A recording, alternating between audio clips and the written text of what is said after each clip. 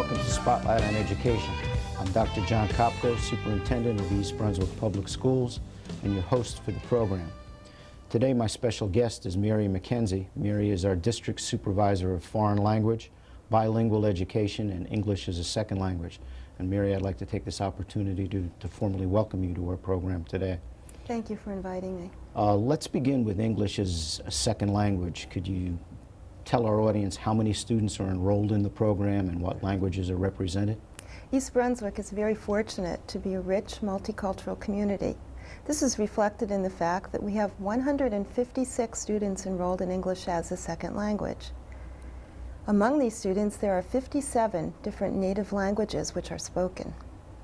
How long do students actually spend in classes?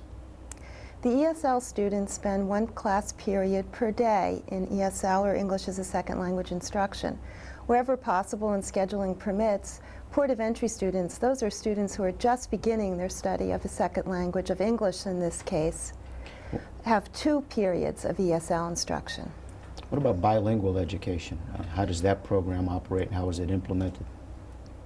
State law requires that once there are 20 or more students who share one native language, a district must provide bilingual instruction. In East Brunswick, we have 34 students whose native language is Mandarin. Because of that, we provide Mandarin bilingual instruction. It's implemented differently at the elementary and in the secondary levels. In the elementary schools, we have bilingual instruction and ESL instruction together. Students in their bilingual classes study reading, language arts, and math. They also study English as a second language. On the secondary level, because we have such a few number of students, we have an alternative program, which means that students spend 1 period a day in ESL instruction and a second period in a high-intensity class. This is a tutorial which is meant to meet their needs, be they subject area or language-specific needs. And what is really the average amount of time that it takes a student to become fluent enough in English so that they don't require either ESL, English as a second language, or bilingual assistance? Our students are very successful in their English acquisition. In general, our students exit the program, are totally proficient in order to be able to be mainstreamed into regular classes after either 1 or 2 years of instruction. However, if students require more instruction, we provide English language instruction to them for as long as they need it. Well, as you know, we do have a tape of Melinda Holo at Frost School, and we're going to take a look at her class right now. Okay, what we will be seeing is a language arts class. It's an elementary class in the bilingual elementary program. Great, let's take a look.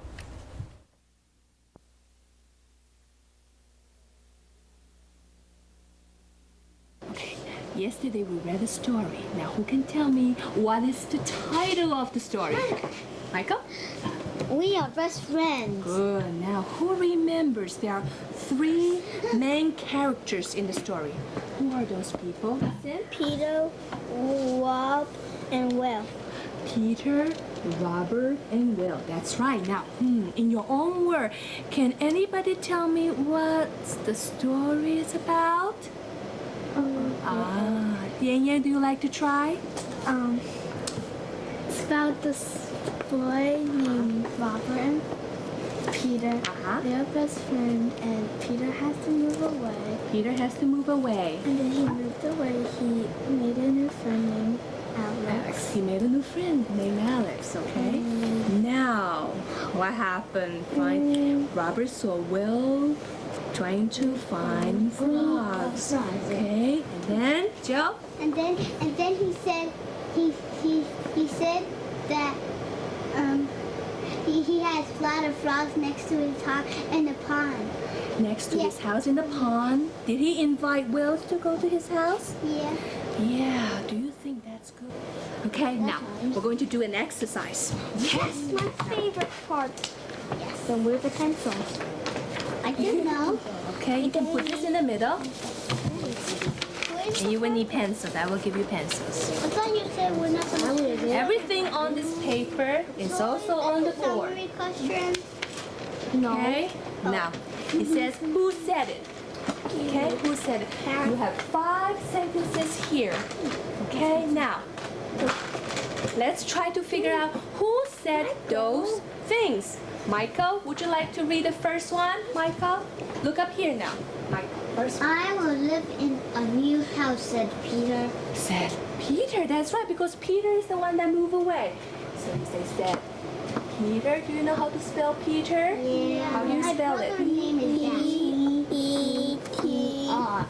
I already know that E-T-E-R, Peter. The next activity we're going to do is called sequence of the story. What does sequence mean? What does it mean by sequencing? Oh, putting them together. Putting them together. Putting them in order. Put them in order, okay? You have to know what happened first and what happened next and then next and then next and what happened at the end. Okay, so you should be able to tell what happened. Anybody need the story? Okay, you can keep it. I want it. If you need it, you can have it. I need it. Okay. I need it. All right. Now, I put my name on one. you don't have to put your name. Okay, you know why? Because you have to cut those sentences out and glue it on another piece of Okay. paper, so you don't have to write your name on this piece of paper. No, I have to put my name on the paper. That's good. That's right. And see whether they make sense. Okay. These are mine. These are mine. Can we do it this way? Yeah, that's fine. This way.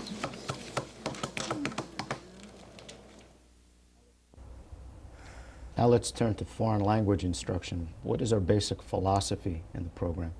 We have a very exciting foreign language program. Several years ago, in fact, when the current 9th graders were in 6th grade, we changed the focus of our program from a traditional grammar-based instructional program to a proficiency-oriented program. Very simply, this means that we want the students to learn to communicate in the second language, to use the language in real-life situations, not to learn about a second language. Can't tell you how many times I've heard people tell me I had 4 years of French, or I had 4 years of Spanish, or 4 years of German, and I can't speak a word. They almost sound proud of it. We can be proud in East Brunswick because after less than 4 weeks of instruction, even 4 days, our kids can speak certainly more than a word, and after 4 years, they are very communicative. This is truly an indictment of foreign language instruction as it was taught traditionally. And we in East Brunswick have moved away from that into proficiency-oriented instruction. Basically the kind of instruction that has been successful in programs such as Berlitz and some of the government programs. Its goal is communication. In order to achieve this goal, we provide our students with an instructional, language-rich environment. We do teach grammar, but grammar is simply taught as a tool for communication because it is necessary. Language naturally occurs in context. We teach language in context. We don't teach language in isolated word list. Our curriculum and our instruction are contextually or thematically driven. Students are presented and practice language within themes and situations. And because language is interactive, our teachers provide our students with many interactive activities where the students talk to each other in pairs, small groups of 3 or 4. So when you visit our classrooms, you will hear the kids speaking the language. You will hear them talking to each other, communicating with each other, talking with the teacher. When do we actually begin teaching foreign language, and what languages do we offer? We begin teaching foreign languages in 6th grade at Hammersholt Middle School. At that point, we offer French, German, Spanish, and Italian. A regular level 1 of a foreign language is offered in 6th and 7th grade. In other words, it takes students 2 years in middle school to complete a level 1 of a foreign language. What else is offered in Churchill Junior High School and also East Brunswick High School? In Churchill Junior High School, students may continue the study of those same languages, as well as at the high school. They may also elect to begin a language at that point. At Churchill, students may also elect to begin the study of Latin and continue that study at East Brunswick High School. We're very, very fortunate today to have tapes of classes in all 3 of the schools, and I'm wondering if you could tell our audience who the teachers are and what the courses are. Okay. The tapes are very exciting because they show us the advancement in students' proficiency. The first tape that we'll be looking at is a tape of a 6th grade French class at Hammersholt School.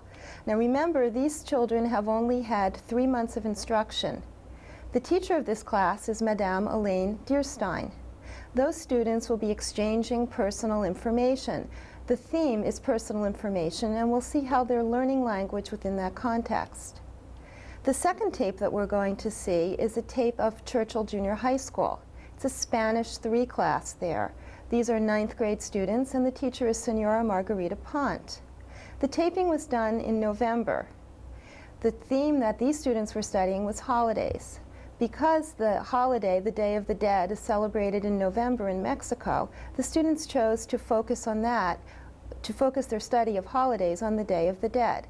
When they heard that we were coming in to tape their class, as a group they got together and the students composed this presentation for the tape. They worked in small groups, they worked together as a class, and this was their product. The third class that we'll be seeing is an Italian 4 class at East Brunswick High School. The theme that these students are studying is societal issues. Because almost all of these students are seniors and either driving for the first time or learning how to drive, they decided to focus the theme of societal issues on driving and its responsibilities. They'll be discussing those with us and sharing posters that they created concerning that topic. The teacher of this Italian 4 class is Signora Kathy Takis. Great, let's take a look at those tapes now.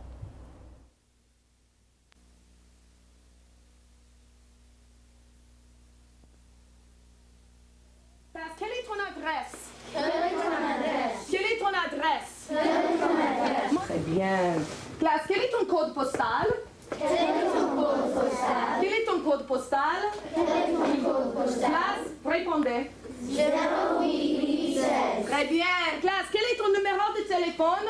Quel est ton numéro de téléphone? Quel est ton numéro de téléphone? Quel est ton numéro de téléphone? You have 2 minutes just for quick warm-up with your study buddy. Quick warm-up.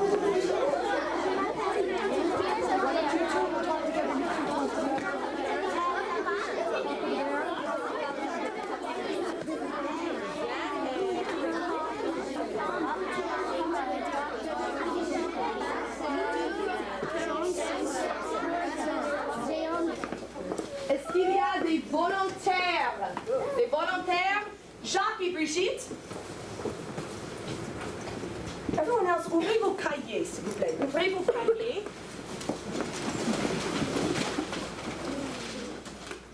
Vous allez écouter bien. Écoutez bien. Everyone, I want you to write down l'anniversaire de Brigitte et l'anniversaire de Jacques. Alors, écoutez. Listen carefully for their birthdays.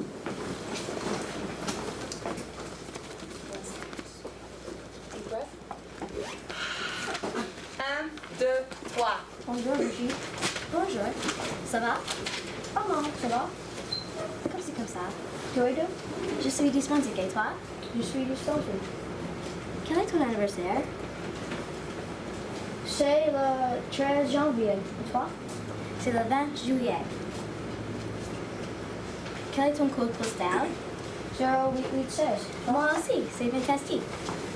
C'est le bon. Quel est ton anniversaire? C'est le 20 juillet. Quelle est ton adresse? Quel est l'anniversaire de Brigitte? L'anniversaire de Brigitte? July 20th. En français?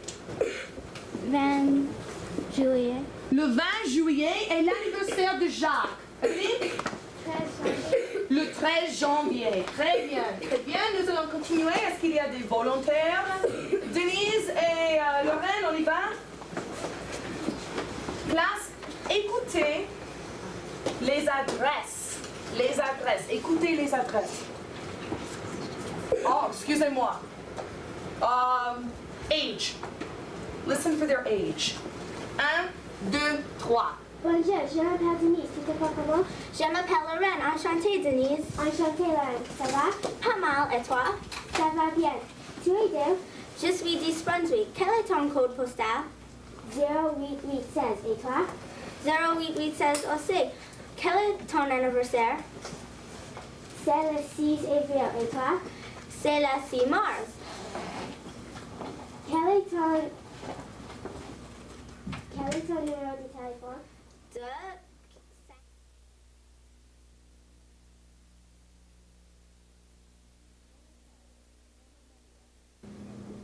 Buenas tardes, me llamo María y bienvenidos a clase de Español 3A. Hoy hacemos una máscara de México. Hola, me llamo Vela. Leemos y estudiamos el Día de los Muertos. Esta fiesta es como el Halloween en los Estados Unidos y los ellos de México hacen máscaras. Hola, me llamo Alicia. Los ingredientes que se necesita son harina, azúcar, 2 claros de huevos y un limón. Aquí está Jeremías, el cocinero del día. Buenas tardes. Me llamo Rafaela. Primero se mezclan los claros de huevos.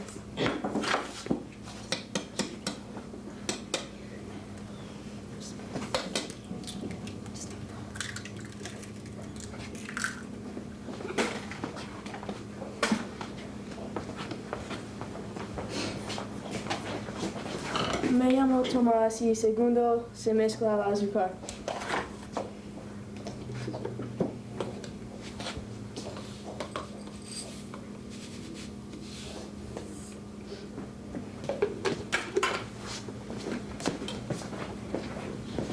Hola, me llamo David y tercero se mezcla la harina.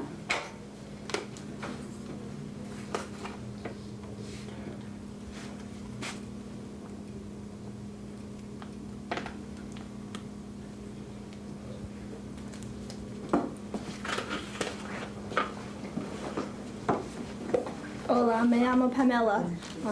Cuarto se agregan unas gotas de limón.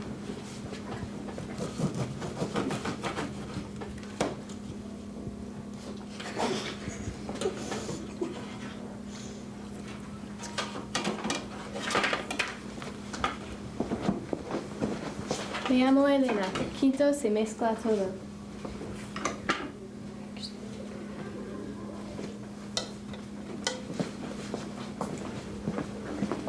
Me llamo Jenny. Sexto hacemos el molde.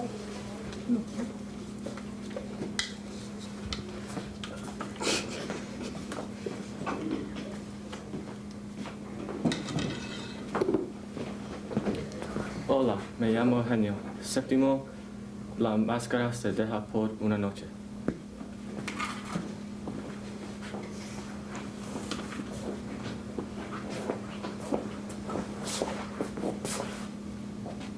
Hola, me llamo Julia. Aquí está el producto final.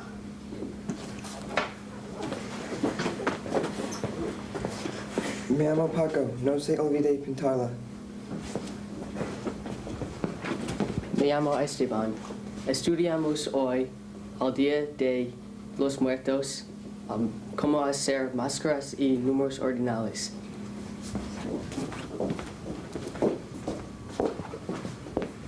Soy la señora Pon y soy la profesora de español. Estos son los estudiantes excelentes del nivel 3. Muchísimas gracias. Hasta mañana.